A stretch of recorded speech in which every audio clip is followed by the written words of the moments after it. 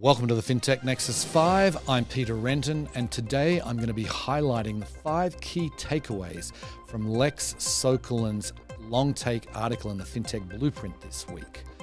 It was titled "The Difference Between Generative AI and Machine Learning for Finance." Let's dive in. Takeaway number 1.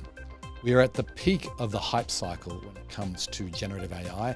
Now, that's not really news to anybody, but what I found interesting was the US leads the way when it comes to investment in generative AI companies. In fact, several times more than investment from Europe, Asia, or anywhere else in the world.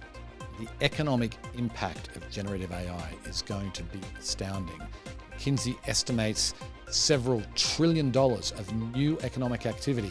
Now, that's going to be offset somewhat by losses of employment and even entire industries that will no longer have human employment.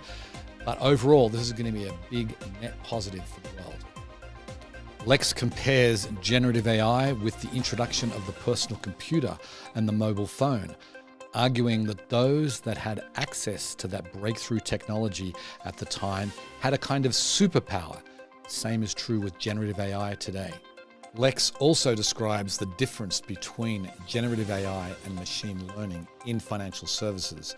While I'm not going to give all the details away, he provides a very concrete example to illustrate that difference.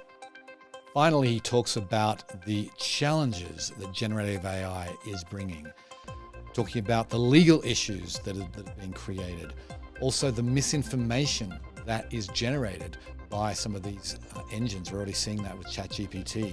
These have to be dealt with. Those are just some of the key takeaways from Lex's incredible piece.